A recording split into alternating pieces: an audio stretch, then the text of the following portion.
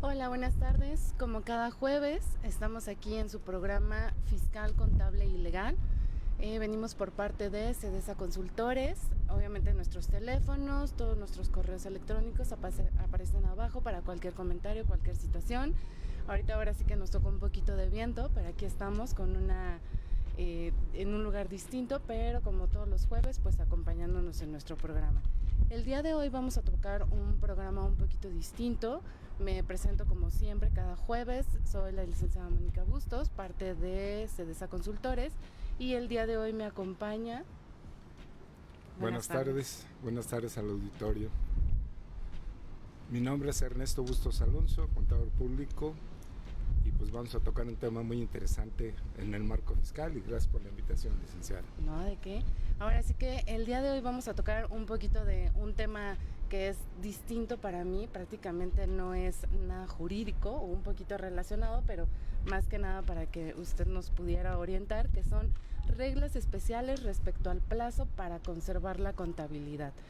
Al final, en general en México no tenemos que perder de vista realmente que cada una de las empresas necesitamos tener más que nada en orden nuestra contabilidad, y aunado a eso necesitamos conservar esa contabilidad para que en un futuro, si nos llegase alguna auditoría o alguna situación, digamos que tengamos todo en regla, todo en orden, y que realmente no nos falle como esa parte, ¿no?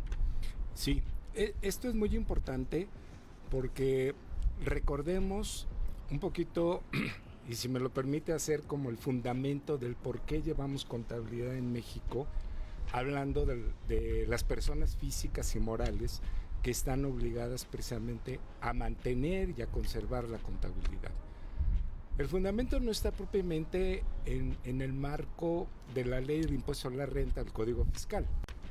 Regula el impuesto a la renta la manera de cómo, en función de resultados de la contabilidad, se pagan las contribuciones según la actividad de físicas o morales. Okay.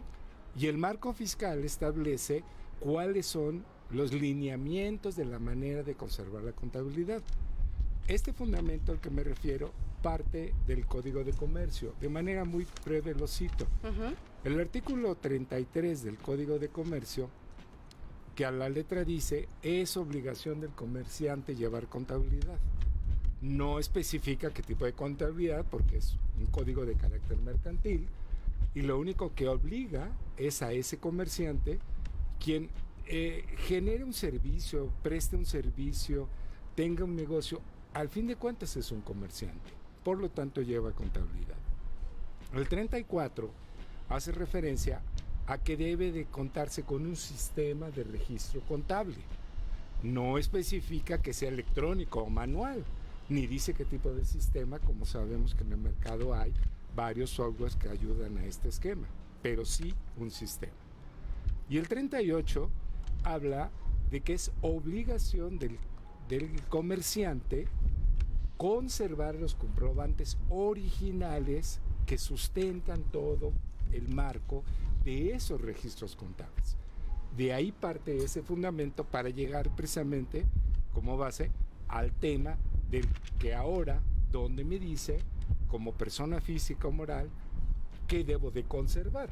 ¿Qué documentos exactamente? Me imagino que dentro de la misma contabilidad hay distintos documentos que son como, no que unos sean más importantes que otros, pero al fin y al cabo hay unos que prácticamente es como los principales, ¿no? Lo que engloba toda tu contabilidad.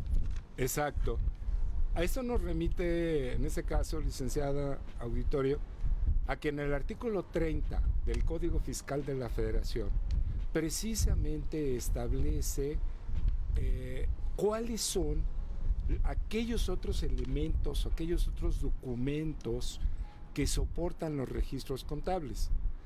Entendamos que el concepto de registro contable es todo movimiento que está asentado en una contabilidad todo comprobante, no podemos hablar de factura porque hay muchos comprobantes distintos de lo que es una factura, que forman parte de esos registros que al final de un mes generan información financiera y que son la base para el cálculo de las contribuciones en cumplimiento a lo que ahora sí establece precisamente, ya sea el IVA en la manera de que lo que debe pagarse, impuesto a la renta o el impuesto especial sobre producción de servicios o el que corresponde según la actividad o giro de ese contribuyente.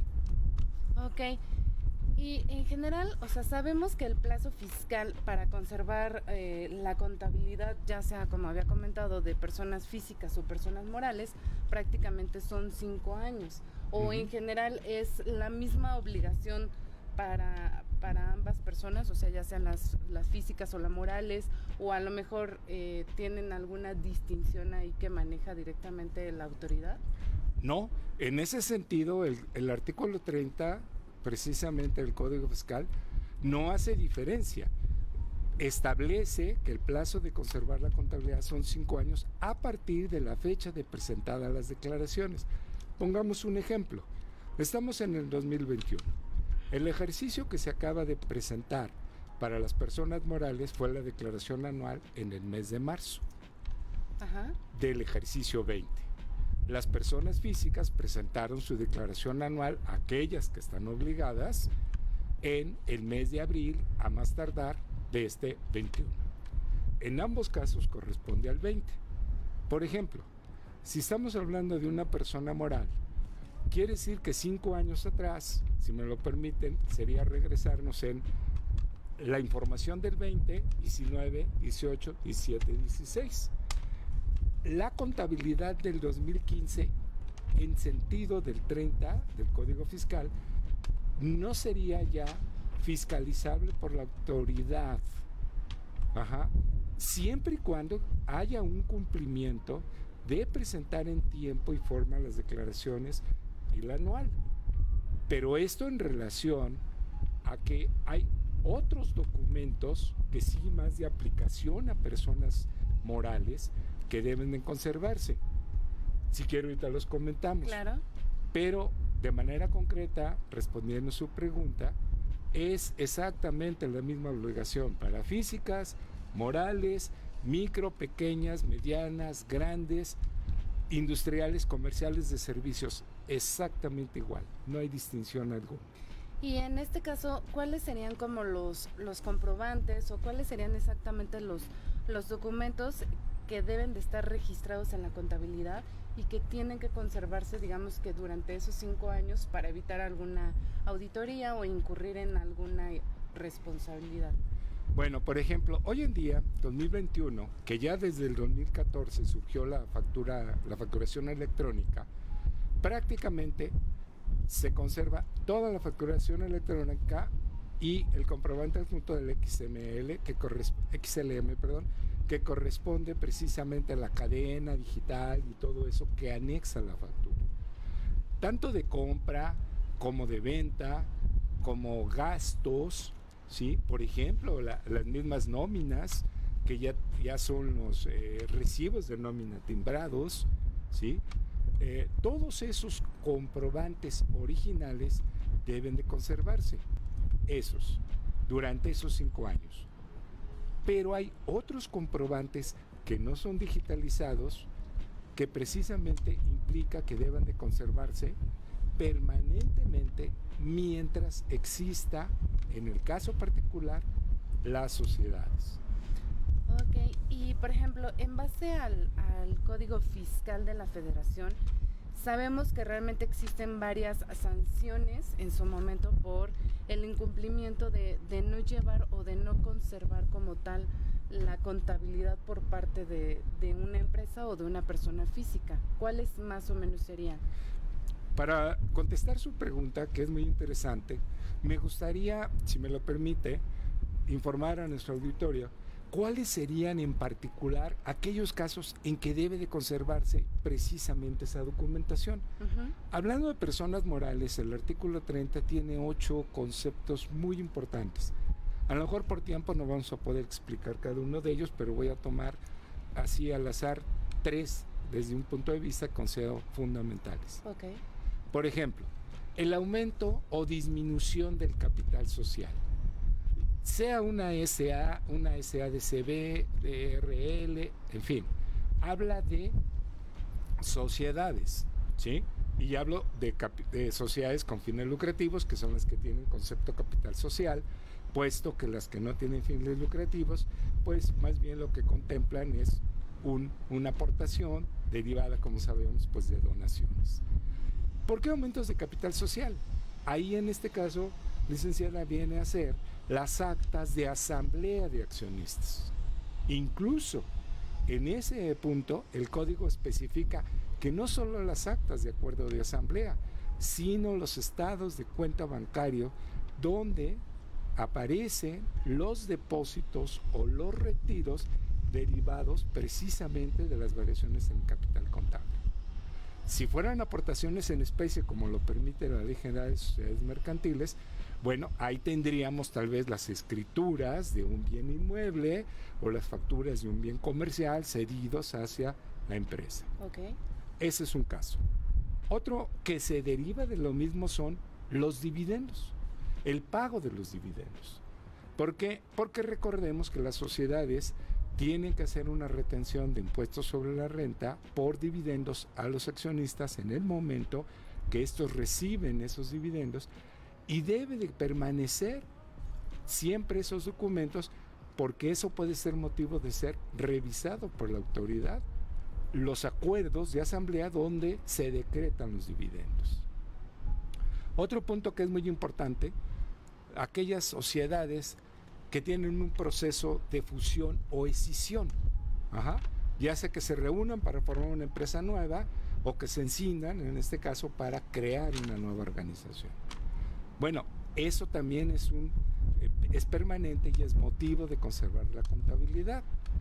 Algunos otros mencionados, por ejemplo, las declaraciones, ya sean las de pagos provisionales o sean las declaraciones anuales, hay que conservarlas. Y por ejemplo, en este caso, ¿qué sucede cuando a lo mejor hay alguna empresa o hay forma de que las empresas busquen como autorregularse o ir directamente al SAT? Y por ejemplo, a lo mejor que su contabilidad no esté como completa o correcta, y de alguna forma la empresa dice, ¿sabes qué? SAT, yo vengo directamente a autorregularme, vengo a corregirme, y hay forma de que, digamos que el SAT le requiera prácticamente esos 5 años, le puede pedir más documentación. ¿Ahí cómo aplicaría en este caso? Bueno, esto es importante porque incluso, fíjese, uno de los puntos que el mismo 30 cita, y ahorita doy respuesta a su pregunta en otro artículo, habla de todos aquellos acuerdos en donde exista, por ejemplo, alguna situación que esté de aclaración con la autoridad. Rápidamente, pensemos que hubo una auditoría donde en facultades de la autoridad vino el 2006, hoy revisando en el presente ejercicio. Bueno, el hecho de que esté en proceso de revisión esa documentación, esa contabilidad, todos los comprobantes, no significa que a lo mejor por cuestión de aclaración del contribuyente hacia la autoridad, que a veces llega hasta algunos aspectos propios ya de tribunales, ¿verdad? Y de meter recursos de revocación, tal vez esto tarde 1 o 2 años. No está prescribiendo el derecho de la autoridad, ni tampoco el que la persona moral o física ya elimine esa contabilidad, porque precisamente hay una situación en la cual está en revisión, y el Código Fiscal también establece que mientras estos procesos se den, debe de conservarse la contabilidad. Ahora, en respuesta a su pregunta sobre las infracciones, si el artículo 83 de, si no mal recuerdo, como 34 fracciones, por ejemplo, señalo las 2 primeras. Habla ese artículo de las infracciones que pueden ser sancionadas por incumplimiento. La 1 de ese artículo es no llevar contabilidad. Y la 2 es no conservar los comprobantes que sustentan la contabilidad. Entonces, si vemos esto, nuevamente cae, ya en función de lo que comentamos hace un momento, que debemos de llevar una contabilidad y que debemos de conservar esos comprobantes. Algunos son permanentes, otros sí son durante esos 5 años, pero eso puede ser sancionado. Y ahí están todas las posibles infracciones que se cometen, en los cuales el contribuyente físico moral, y quiero señalar a nuestro auditorio que a veces me ha tocado escuchar de algunos clientes que dicen, bueno, yo soy persona física y pues yo tengo ingresos muy bajos, ¿no? Muy bajos, ¿verdad? No, a mí la autoridad no se fija. No. Sigue siendo un contribuyente sujeto a poder ser fiscalizado. No hay montos, es bien importante. No existen montos, únicamente existen las mismas condiciones para cualquiera de los dos. Y en caso de que tú como empresa, ya seas persona física o persona moral, te acerques directamente al SAT, puedes llegar como a un acuerdo, hay forma de que te condonen algunas multas, hay forma de que, o es preferible como mejor buscar como otra vía. No, yo creo que lo más prudente es siempre pues acudir con las autoridades y poder plantearles el caso. Miren, hoy en día ya no es el esquema del sistema de administración tributaria que en este caso maneja todo este marco, donde en antaño, yo recuerdo en los años 80, década de los 90, pues sí, la verdad, hablar de Secretaría de Hacienda, incluso hasta había comercial, bueno, usted muy joven, licenciada, no le tocó, pero había unos comerciales muy, puntuales y un poco, pues sí, de alarmarse al contribuyente, ¿no? En el cual si no se cumplía, pues me acuerdo uno que decía que te caía ahí Dolores, ¿no? Y Lolita por incumplir, ¿no? No, ya no.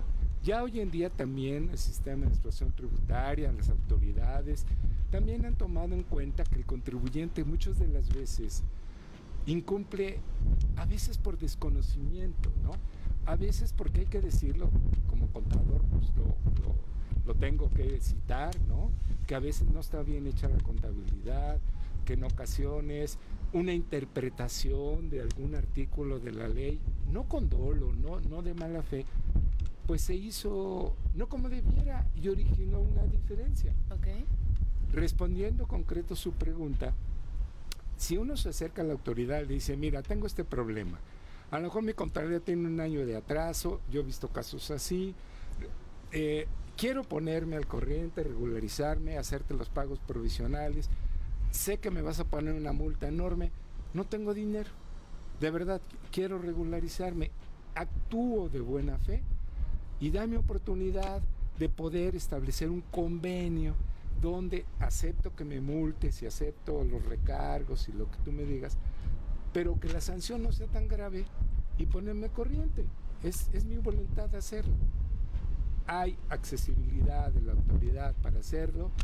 No podría decirle cuánto es lo que se pueda condonar, porque dependerá siempre del número de obligaciones y el del monto que en general en un principio era como la infracción, ¿no? Pero sí se puede llegar a un buen acuerdo. Ahora, una vez hecho el acuerdo y ya definido esto, digo, hay que cumplirlo, porque si no se cumple, entonces si la autoridad dice, bueno, ya te di tiempo y no estás cumpliendo, bueno, pues quiere decir que no tienes la voluntad realmente de ponerte al corriente, ¿no?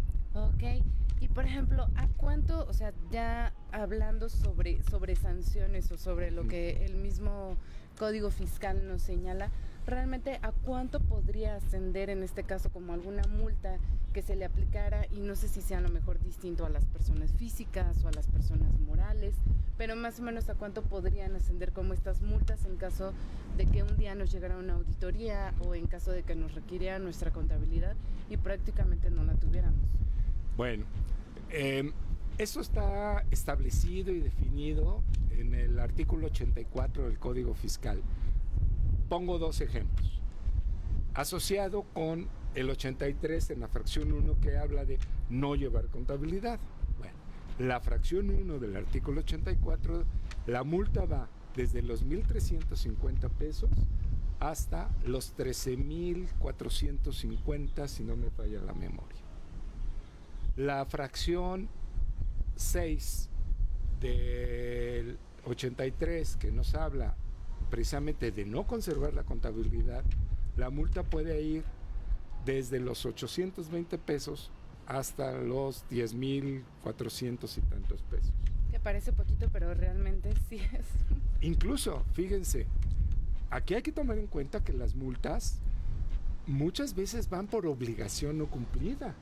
Es decir, si tenemos un contribuyente, una sociedad, que tuvo que haber presentado declaraciones de impuesto al valor agregado, de impuestos sobre la renta, de impuesto especial sobre producción o servicios, por cada una de las declaraciones de pagos provisionales o la anual no presentada, si la autoridad, como resultado de haber detectado que hay irregularidades, que no se conserva la contabilidad o que no se lleva y que ni siquiera las declaraciones, póngalo usted en cero, se presentaron, puede haber una infracción por cada una de las declaraciones no presentadas. Okay.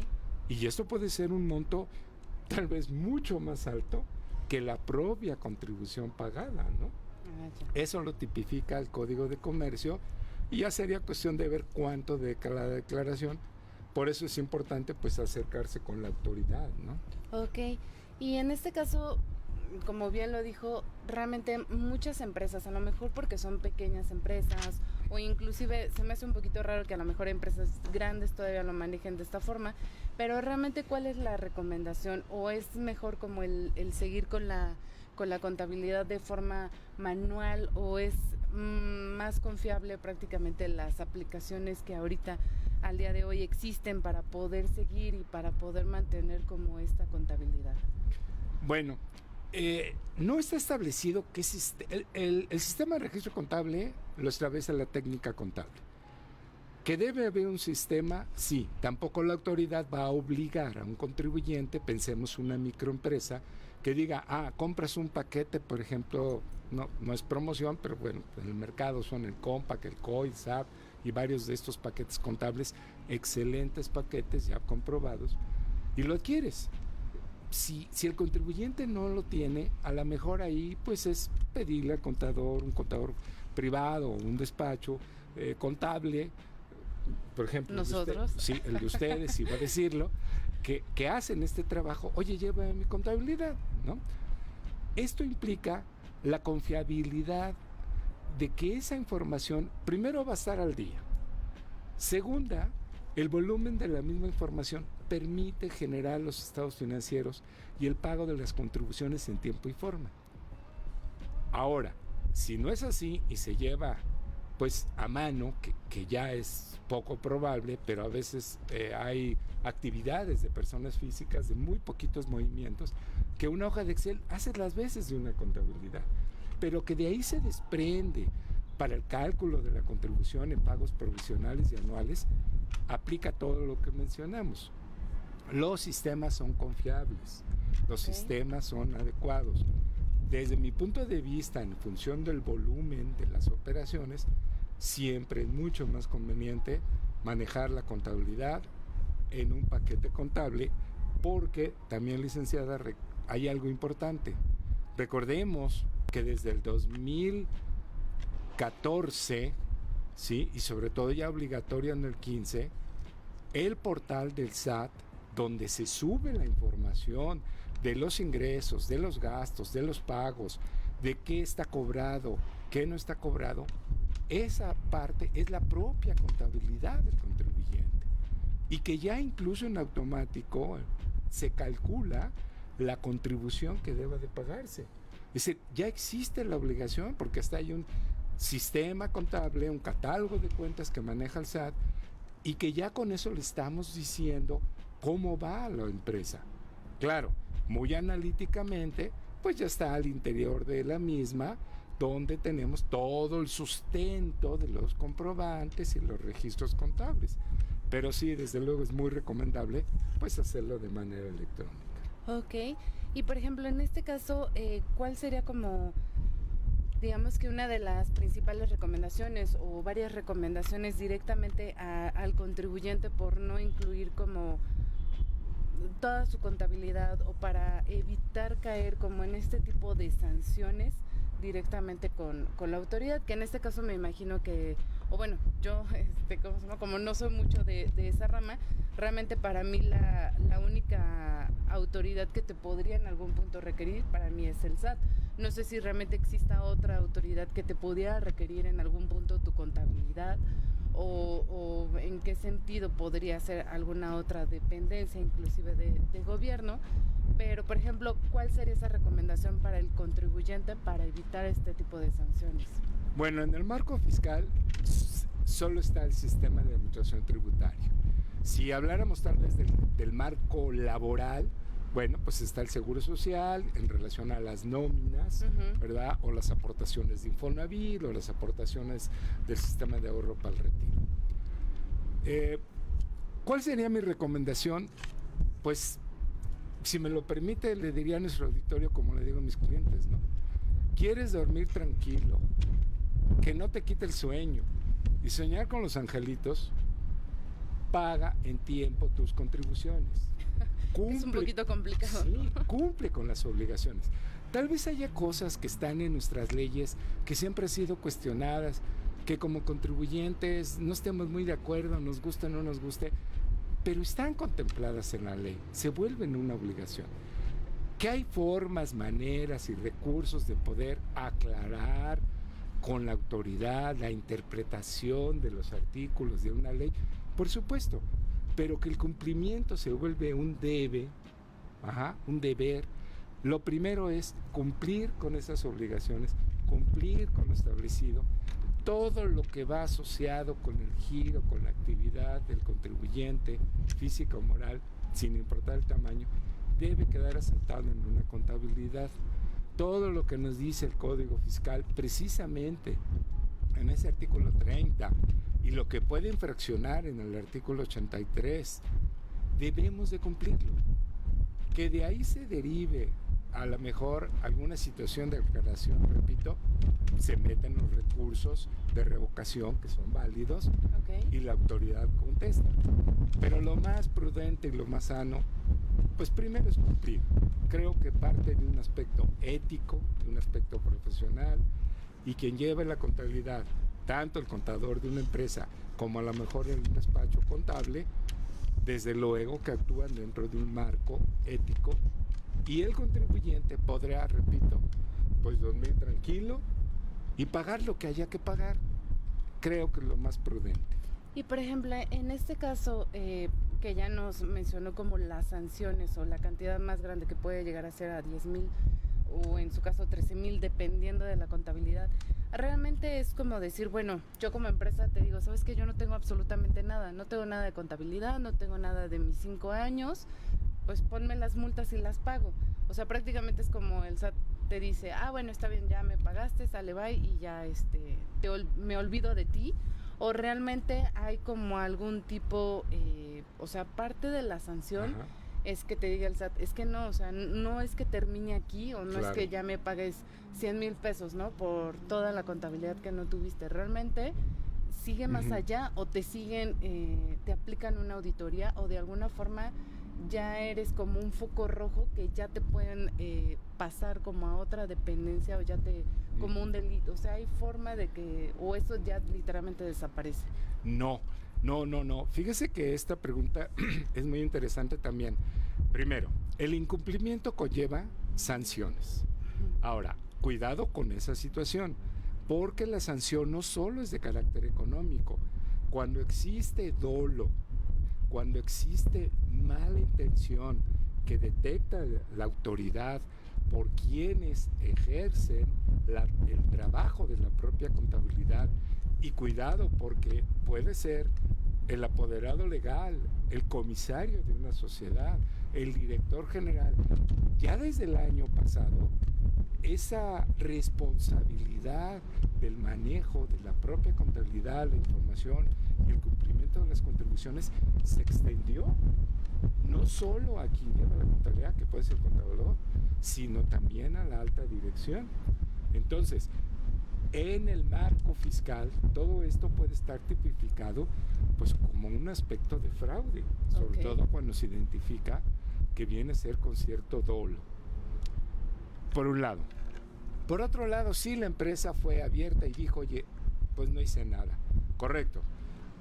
Pero también ahí la autoridad va a decir, bueno, a ver, y ya cumpliste, ya te pusiste al corriente, te costó un buen capital pagarme, pero puede ser fiscalizada.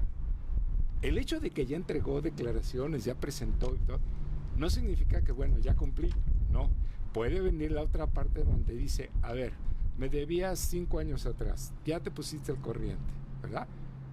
Entonces, esto implica que yo puedo revisar lo que tú ya me dijiste que cumpliste, porque el hecho de que estés al corriente no quiere decir que, bueno, borrón y cuenta nueva. Okay. Desde el punto de vista que cumpliste, sí. Pero ¿cómo sé que todo lo que me dijiste que estaba pendiente, pues realmente quedó en la contabilidad? Entonces, ahí puede venir revisión de eso mismo y pasar, pues yo diría ya como pues a otra lista de, como la lista contribuyentes, sí, de contribuyentes incumplidos, que a lo mejor dentro de 1 año, 2 años, los vuelven a fiscalizar, porque hay un antecedente. Por eso creo que lo más conveniente sí es ponerse al corriente, pagar lo que hay que pagar, hacer los convenios necesarios con la autoridad. Y repito, si se da cuenta que hay buena voluntad del contribuyente, las cosas marchan bien. Aclarando que es el mismo caso para personas físicas y morales, ya sea que no presentaron su anual de sueldos y salarios, por ejemplo, o no presentaron pagos provisionales si es una persona tal vez física con actividad independiente, el cumplimiento es el mismo. Okay. Entonces, pues sí, vamos como pasando esa lista negra, como usted dice, donde en determinado momento la autoridad puede hacer las auditorías. Y nada más para concluir este punto, hoy en día con esta situación de la pandemia, también se amplió dentro de la facultad de la autoridad hacer auditorías de gabinete. Es decir, te puedo requerir yo, SAT, a ti contribuyente, no voy a tu domicilio, súbeme por favor todas tus facturas, todos tus comprobantes, quiero revisar que esté todo, y lo que me dijiste que es incluso hasta en las informativas, como la del IVA, bueno, pues sea lo que tienes en esos comprobantes originales. O sea, prácticamente ya es como una auditoría electrónica. Así o sea, es, tú tienes exacto. que mandar ya toda tu información. Correcto. Ok, bueno, pues realmente para concluir, pues ahora sí que como decimos, realmente no es como tenerle miedo al SAT, pero al fin y al cabo es mantener como ese orden y ese registro prácticamente, más que nada no para cumplir con el SAT, sino más que nada para protección tuya como empresa, como persona física, para cualquier situación que en algún momento se dé. Sí, y miren, incluso al margen del cumplimiento, cerraría mi intervención diciéndoles que también es de una manera sana al interior de la organización. Si todo está bien y la información financiera genera buenos resultados, se pueden tomar buenas decisiones pensando en reinvertir, en ampliar, y los accionistas, los inversionistas, pues tendrán la confiabilidad de esa información, de esa contabilidad, para poder seguir creciendo. Entonces, también tiene que ver con las decisiones que toman los propios inversionistas, esos accionistas, para poder pues alcanzar sus objetivos al margen de lo fiscal y lo legal, sino también dentro de un marco financiero sano. Claro. ¿Verdad? Bueno, pues con esto nosotros ya concluimos el día de hoy con un poquito de viento, pero todo en orden, no pasa nada. Y pues les agradecemos el hecho de que nos hayan visto el día de hoy. Le agradezco la intervención del contador Ernesto, mi papá, aquí presentándolo. Pero les agradecemos mucho su visita el día de hoy y pues nos estaremos viendo el siguiente jueves con otro tema. Gracias. Muchas gracias.